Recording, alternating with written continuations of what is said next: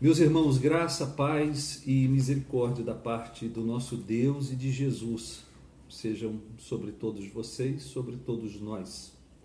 Nós estamos aqui, não é, para darmos sequência às exposições bíblicas a partir da vida do profeta Elias, razão pela qual eu peço aos meus irmãos que abram a palavra de Deus em 1 de Reis, capítulo 21. O nosso texto é 1 de Reis, capítulo 21, nós vamos ler os versículos 17 a 19.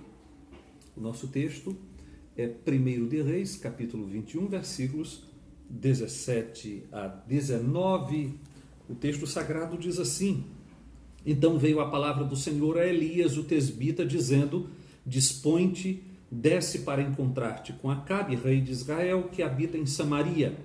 Eis que está na vinha de Nabote, aonde desceu para tomar posse dela. Falar-lhe-ás, dizendo: Assim diz o Senhor, mataste e ainda por cima tomaste a herança. Dir-lhe-ás mais: Assim diz o Senhor, no lugar em que os cães lamberam o sangue de Nabote, cães lamberão o teu sangue, o teu mesmo. Vamos falar com Deus e suplicar a graça do Senhor nesse momento. Pai de amor, Deus de toda a graça, de toda a misericórdia, nós suplicamos a Ti, pedindo que Tu abençoes a exposição da Tua palavra, onde quer que este vídeo seja assistido, mas Te pedimos especialmente que Tu visites a residência dos nossos irmãos e ali Tu concedas mais esta porção da palavra de Deus acompanhada do poder do Teu Santo Espírito. Nós oramos em nome de Jesus. Amém? E amém. Meus irmãos, vamos dar continuidade então, lembrando aos meus irmãos que este vídeo está sendo gravado especialmente para vocês, irmãos, queridos, famílias que fazem a primeira igreja evangélica e congregacional de Caruaru. Naturalmente, nós também ficamos suplicando ao nosso Deus que use essa exposição bíblica onde quer que o vídeo seja assistido, pedindo a Deus que a palavra do Senhor alcance e vá muito mais além daquilo que nós temos previsto. Muito bem. Nós fomos preparados no domingo passado para uma nova missão de Elias, quando nós nos debruçamos naquele momento sobre o episódio em torno da vinha de Nabote. Lembremos-nos que Acabe cobiçou a vinha de Nabote, contígua de seu palácio, fez ótimas propostas, inclusive, para adquiri-la, mas todas elas foram recusadas por Nabote por motivo de consciência. A fé de Nabote não permitia que ele se desfizesse da herança dos seus pais, do terreno que, por divisão do Senhor, por meio de Josué, pertencia à sua família. Isto por mais lucrativo que viesse a ser o negócio com o rei Acabe. Essa circunstância foi explicada no momento anterior. Sentindo-se frustrado, Acabe se abateu. O homem desmoronou, se deprimiu, e Jezabel se comprometeu que a vinha de Nabote seria dele, seria do rei Acabe, e cumpriu realmente a sua promessa. Ela mandou gente da sua confiança chamar Nabote para o tribunal da cidade, e lá ele foi formalmente acusado, inclusive com acusação corroborada por duas testemunhas falsas. E por fim, condenado, o povo o apedrejou. Morto Nabote, a notícia chegou a Jezabel, que por sua vez comunicou a Acabe, dizendo que ele já podia tomar posse da vinha. Então, 1 de Reis, capítulo 21, versículo 16, o nosso último versículo do texto anterior, diz o seguinte: Tendo Acabe ouvido que Nabote era morto, levantou-se para descer para a vinha de Nabote, o jezreelita, para tomar posse dela. E foi assim que nós deixamos os irmãos no vídeo passado, no vídeo anterior. Entretanto, enquanto Acabe se preparava para tomar posse da vinha de Nabote, veio a palavra do Senhor a Elias, pela sexta vez, segundo os registros que nós temos em primeiro livro de Reis. A primeira vez que veio a palavra do Senhor a Elias foi para levá-lo ao palácio de Acabe, quando, no momento em que o profeta anunciou a grande seca, que já estava instalada ali na região, na nação. A segunda vez, a segunda palavra de Deus conduziu o profeta Elias ao ribeiro de Querite. A terceira, a Sarepta. A quarta, após os anos de seca, levou o profeta novamente ao palácio de Acabe, desta vez para anunciar a vinda iminente das chuvas, mas não sem a experiência do Monte Carmelo. A quinta palavra de Deus a Elias veio quando Elias estava dentro de uma caverna, deprimido, no Monte Horebe. Isso está em 1 de Reis, capítulo 19, versículos 9 a 18, e depois disso nós ficamos sem registro de aparição do profeta por um período de pelo menos 2 anos. Após esses 2 anos de desaparecimento, não é? Elias sai da cena, vai para os bastidores, e após esse período de bastidores veio a palavra do Senhor a Elias pela sexta vez, e desta vez para convocá-lo para mais uma missão duríssima. Vamos atentar aqui, porque, meus irmãos, é verdade que haviam outros profetas, dos quais o Senhor poderia ter se servido nesta ocasião, profetas talvez mais jovens. É o que nós podemos ver em 1 de Reis, capítulo 20, versículo 13, por exemplo. Nós temos ali: e eis que um profeta se chegou a Acabe, rei de Israel, e lhe disse, veja, versículo 28 do mesmo capítulo, diz que chegou um homem de Deus e falou ao rei de Israel e disse, assim diz o Senhor. Versículo 38, da mesma forma, então se foi um profeta e se pôs no caminho do rei. Então nós temos profetas em atividade, profetas talvez mais jovens, talvez discípulos dos profetas, alunos das escolas dos profetas, escolas lideradas por Elias e Eliseu naquele momento, e o Senhor poderia ter se servido destes outros profetas mais jovens, mas para essa missão o homem escolhido foi Elias.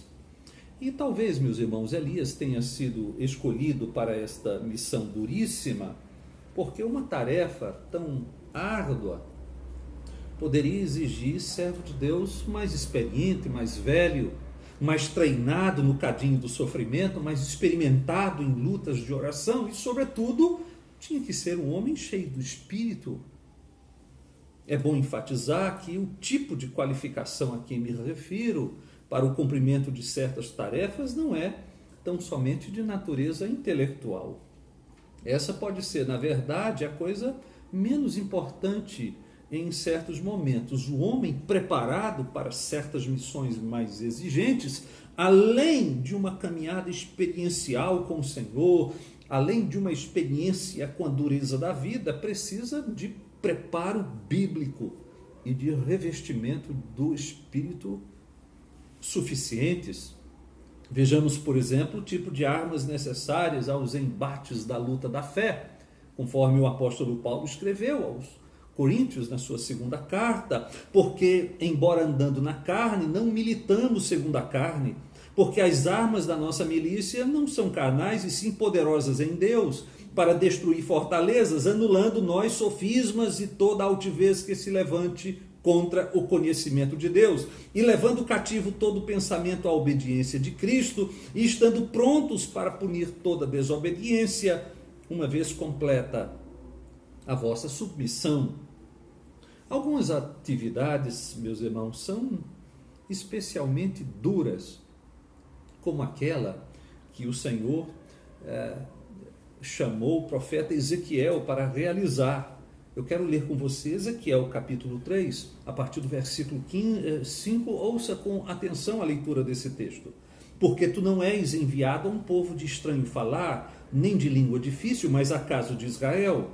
Nem há muitos povos de estranho falar e de língua difícil, cujas palavras não possas entender. Se eu aos tais te enviasse, certamente te dariam ouvidos. Mas a casa de Israel não te dará ouvidos, porque não me quer dar ouvidos a mim. Pois toda a casa de Israel é de fronte obstinada e dura de coração. Eis que fiz duro o teu rosto contra o rosto deles, e dura a tua fronte contra a sua fronte. Eis que a tua fronte como o diamante, mais dura do que a pederneira. Não os temas, pois, nem te assustes com o seu rosto, porque são casa rebelde. Vocês percebem a dureza desta vocação que o Senhor deu ao profeta Ezequiel? E qual seria a qualificação necessária para missões assim complexas, missões mais duras?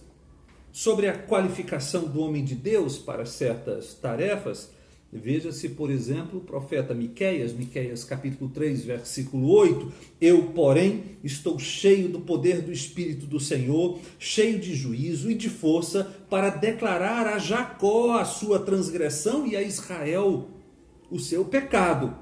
Então, você percebe, não poderia ser qualquer homem para chegar na presença do rei Acabe, declarar juízo do Senhor, declarar o pecado do rei. Não, definitivamente, meus irmãos, cumprir certos comandos do Senhor não é tarefa para qualquer um. O servo de Deus é chamado para, não raro, dizer coisas indesejadas, repreender pecadores obstinados, às vezes, muitos deles investidos em cargos públicos de posição elevada. Por isso, o Senhor disse à igreja que ficasse em Jerusalém até que fosse revestida do poder do Espírito. Lucas registra isso em duas ocasiões. Evangelho de Lucas, capítulo 24, versículo 49, eis que envio sobre vós a promessa do meu Pai, permanecei, pois, na cidade, até que do alto sejais revestidos de poder. E, novamente, em Atos, capítulo 1, versículo 8, recebereis poder ao descer sobre vós o Espírito Santo e sereis minhas testemunhas, tanto em Jerusalém como em toda a Judéia e Samaria e até os confins da terra. A igreja de Jerusalém aguardou a vinda do Espírito e somente então saiu a pregar o Evangelho. Quanto revestimento de poder, meus irmãos, é necessário para certas tarefas. Em Jerusalém, Pedro, diz Lucas, cheio do Espírito, pregou para as autoridades de Jerusalém com uma intrepidez que levou os ouvintes a se admirar e a reconhecer que os apóstolos haviam estado com Jesus. Isso está em Atos capítulo 4, versículo 8 e versículo 13. Foi Pedro que também anunciou o juízo divino contra Ananias e Safira. Não era uma tarefa fácil, isso está em Atos capítulo 5, a partir do versículo 3, sobretudo. Foi o mesmo Pedro que disse a Simão, o homem que queria pagar para manipular o poder do Espírito. Veja o que Pedro disse a Simão: o teu dinheiro seja contigo para a perdição, pois julgaste adquirir por meio dele o dom de Deus. Não tens parte nem sorte neste ministério, porque o teu coração não é reto diante de Deus. Arrepende-te, pois, da tua maldade e roga ao Senhor, talvez te seja perdoado o intento do coração, pois vejo que estás em fel de amargura e laço de iniquidade. Quando Paulo e Barnabé estiveram em Pafos, na primeira viagem missionária, um dos líderes da cidade, o procônsul Sérgio Paulo, estava bem interessado em ouvir o evangelho, mas havia lá um certo mágico de nome Elimas que tentava retirar, desviar o procônsul Sérgio Paulo da explicação dos missionários, do contexto de receber o evangelho por parte dos missionários. E foi por isso que Paulo, diz Lucas, cheio do Espírito Santo, fixando nele, em Elimas, o mágico, fixando nele os olhos, disse: ó filho do diabo, cheio de todo engano e de toda malícia, inimigo de toda a justiça, não cessarás de perverter os retos caminhos do Senhor? Pois agora eis aí sobre ti a mão do Senhor e ficarás cego, não vendo o sol por algum tempo. E diz o texto que no mesmo instante caiu sobre ele névoa e escuridade, e andando a roda procurava quem o guiasse pela mão. Isso está em Atos capítulo 13, a partir do versículo 9. Então, eu quero chegar a uma conclusão com os meus irmãos aqui, que é compreensível, portanto, que para uma tarefa tão difícil, o homem enviado tenha sido alguém a quem Deus já havia dado treinamento suficiente. Eu não estou dizendo que Elias tinha esses dons por si mesmos, nós não temos nada que não tenhamos recebido do Senhor, mas sim, Elias tinha sido um homem treinado por Deus, e para a missão do nosso texto, ninguém menor do que o velho profeta seria o homem destacado. Mas, finalmente, qual era a missão desta vez que o Senhor tinha para o profeta Elias? Elias deveria se encontrar com Acabe, onde mesmo? Na vinha de Nabote. Elias deveria se encontrar com Acabe na vinha de Nabote. Quando? Exatamente no momento em que o rei estivesse tomando posse da terra alheia. 1 de Reis, capítulo 21, eu vou ler de novo os versículos 17 e 18. Então veio a palavra do Senhor a Elias, o tesbita, dizendo: dispõe-te, desce para encontrar-te com Acabe, rei de Israel, que habita em Samaria, eis que está na vinha de Nabote, aonde desceu para tomar posse dela. Ao encontrar Acabe, Elias deveria dizer o seguinte: assim diz o Senhor, mataste e ainda por cima tomaste a herança. Em outras palavras, Acabe, rei, você matou para tomar posse do que não lhe pertencia. É verdade, meus irmãos, que quem planejou o assassinato e quem poderia ser chamada de autora intelectual do crime era Jezabel. Mas, evidentemente, quando Acabe entregou a causa à esposa, sabia exatamente quais eram os métodos de Jezabel. Acabe sabia perfeitamente que Jezabel mataria Nabote para que a vinha do pobre homem viesse aos domínios do rei, e assim o rei pudesse se alegrar e sair da sua depressão. Isso nos ensina que são culpados aqueles que se beneficiam de crimes que sabem ter acontecido para seu benefício, embora não tenham praticado aqueles crimes diretamente com as próprias mãos, nem tenham decidido diretamente a respeito deles, mas sabe que eles poderiam ter sido evitados e eles aconteceram para o seu próprio benefício. Também são culpados por crimes todos quantos tinham autoridade ou têm autoridade para evitá-los, caso apenas desejassem. Lembremos que Jezabel usou em suas cartas o anel de sinete do rei. Ela não tinha autoridade de per si para executar a trama contra Nabote.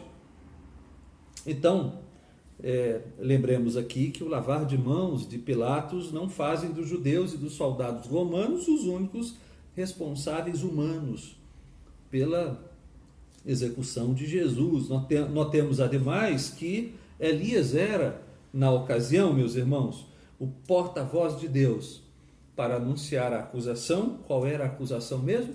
Assassinato, a apropriação da coisa alheia, e também para anunciar a sentença divina. O texto diz no versículo 19: dir-lhe-ás mais, assim diz o Senhor, no lugar em que os cães lamberam o sangue de Nabote, cães lamberão o teu sangue, o teu mesmo.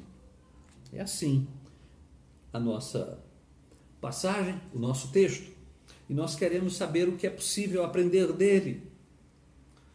Dentre tantas outras lições importantes, olhando para o nosso texto, sim, meus irmãos, não há como não pensar em como Deus deixa o mal avançar em uma medida que muitos chegam a desesperar da possibilidade de haver justiça neste grande mundo.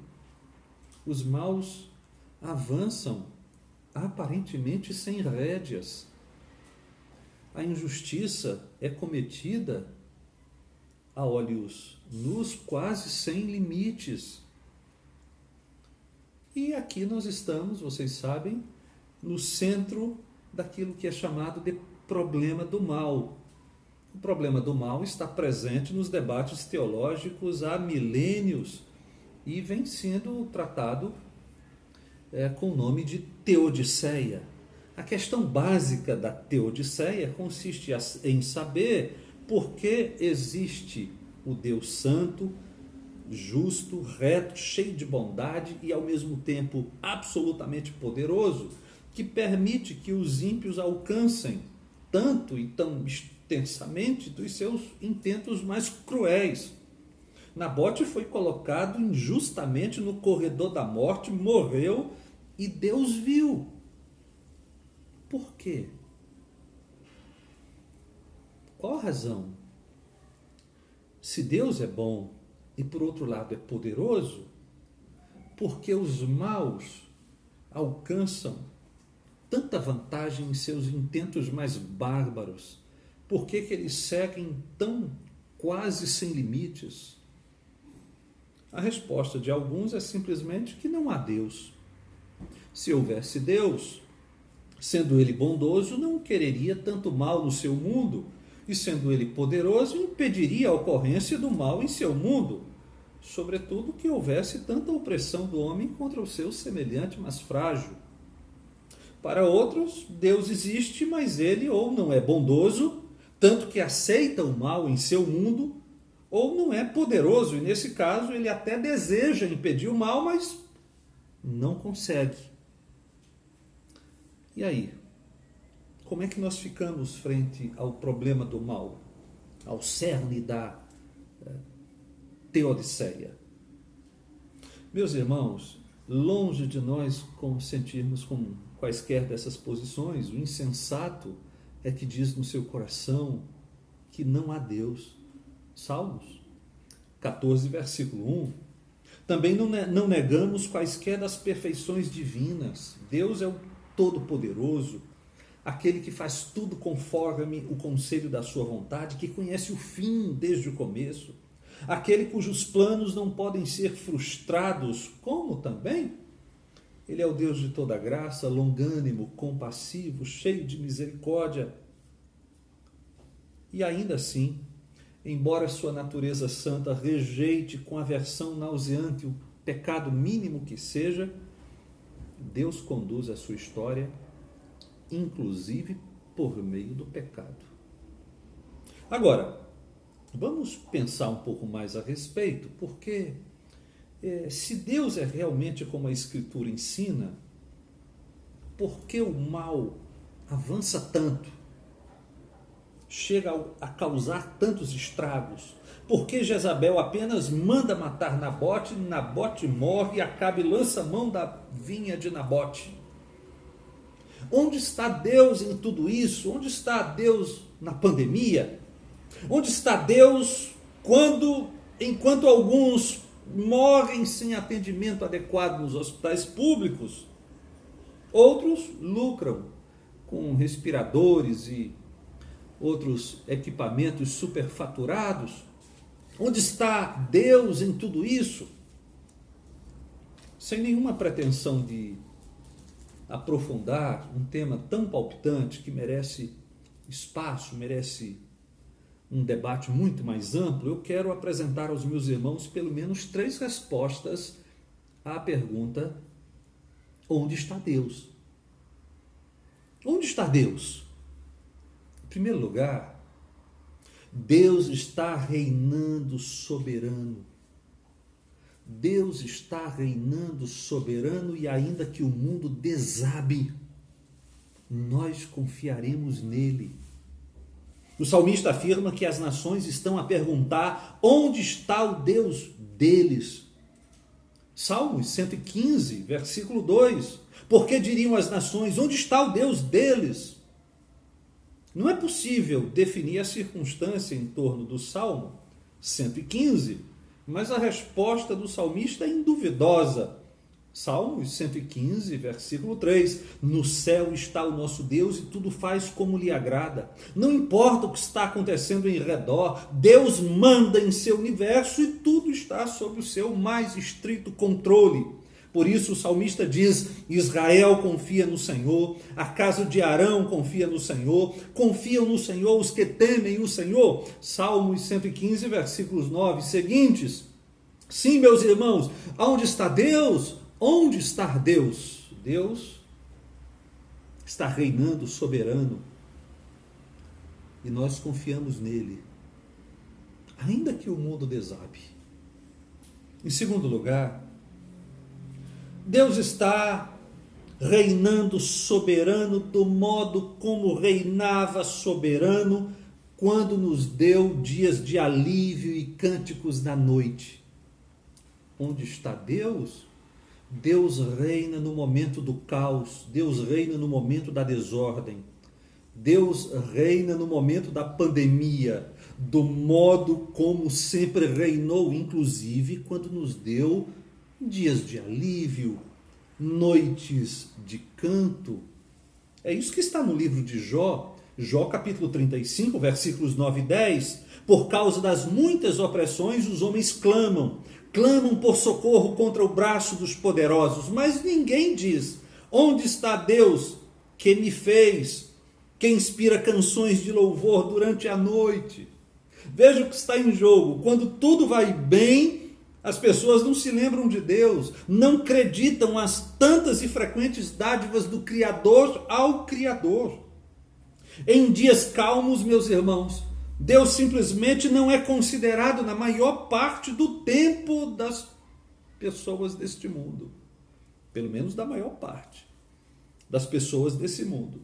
Somente quando a dor aperta, Deus é pensado. E pensado como um ajudante ocasional. Como aquele que dá uma ajuda para a circunstância que pode em seguida ser descartado, vinda a bonança. Então, onde está Deus quando tudo está ruim? Deus está no mesmo lugar em que esteve quando tudo estava bem. E muitos de vocês nunca o procuraram quando tudo esteve bem. Mas ainda é tempo de buscar ao Senhor. Esta é a boa nova, esta é a boa notícia. As portas da graça de Deus ainda estão abertas. Vejam o que disse o profeta Jeremias: eu é que sei que pensamentos tenho a vosso respeito, diz o Senhor.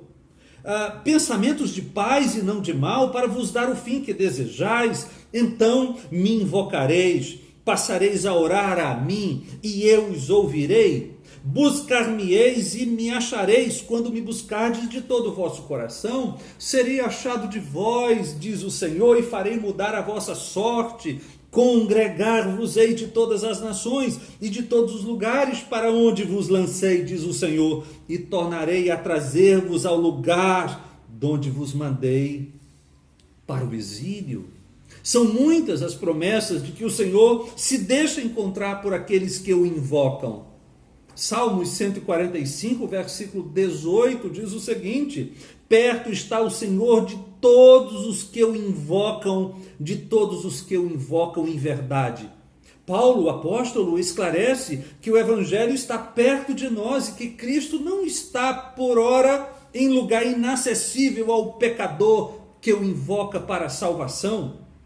Eu estou me referindo a Romanos capítulo 10, os versículos 6 a 8 dizem: mas a justiça decorrente da fé assim diz: não perguntes em teu coração, quem subirá ao céu, isto é, para trazer do alto a Cristo, ou quem descerá ao abismo, isto é, para levantar Cristo dentre os mortos, porém que se diz: a palavra está perto na tua boca e no teu coração, isto é, a palavra da fé que pregamos. Pois bem, se você invocar ao Senhor Jesus para a sua salvação, o apóstolo garante que ele está perto. E no versículo 13, ele arremata o seu ponto dizendo: todo aquele que invocar o nome do Senhor será salvo. Então, onde está Deus? Deus está reinando soberano. Onde está Deus? Deus continua reinando soberano quando tudo vai mal. Ele reina soberano quando tudo vai mal, do modo como sempre reinou, quando deu a você dias de bonança, dias de alegria, cantos na noite, louvores da noite. E nem assim você se preocupou em buscá-lo. Onde está Deus? Em terceiro lugar, Deus está no lugar a partir do qual julgará todas as injustiças, todas as opressões, todos os pecados cometidos contra o seu povo, todas as injustiças perpetradas contra os seus eleitos. Deus está no lugar a partir do qual julgará todas as injustiças. Quando todos pensavam que Acabe simplesmente tomaria posse impunemente da vinha de Nabote, quando o próprio Acabe se imaginava soberano, livre para consumar o mal sem ter ninguém que viesse impedi-lo, nesse momento Deus estava comissionando Elias para pronunciar a acusação e a sentença divina contra ele. Meus irmãos, quando pessoas como Jezabel e Acabe dizem: pronto, acabou para Nabote, a vinha é nossa, e perguntam qual é a razão daquela piedade tola e onde está o Deus de Nabote, o salmista tem uma resposta muito adequada. Eu estou pensando nos Salmos 79, versículos 10 a 13. Deus está preparando a vingança para o dia do juízo. Ouça a leitura. Por que diriam as nações: onde está o seu Deus? Seja a nossa vista manifesta entre as nações a vingança do sangue que dos teus servos é derramado. Chegue à tua presença o gemido do cativo, consoante a grandeza do teu poder. Preserva os sentenciados à morte. Retribui, Senhor, aos nossos vizinhos 7 vezes tanto o opróbrio com que te vituperaram. Quanto a nós, teu povo e ovelhas do teu pasto, para sempre te daremos graças. De geração em geração proclamaremos os teus louvores. Onde está Deus? Deus está preparando vingança para punir o mal.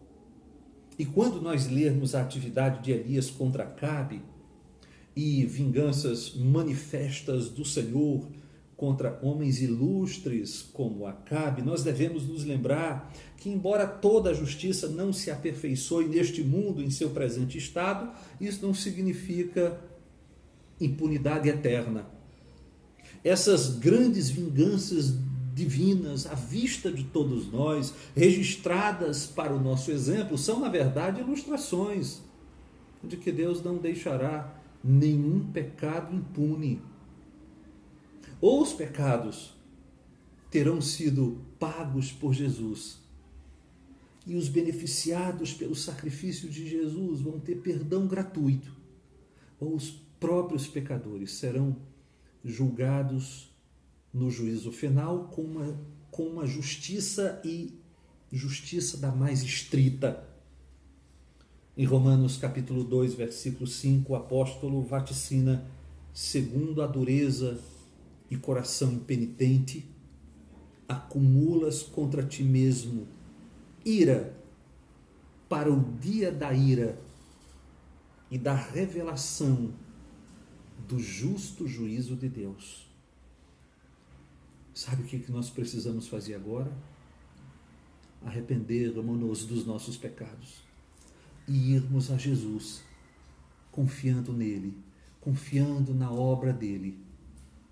Porque ou nós nos refugiaremos em Jesus Cristo, ou nós colheremos cada um dos pecados que nós cometemos nesta vida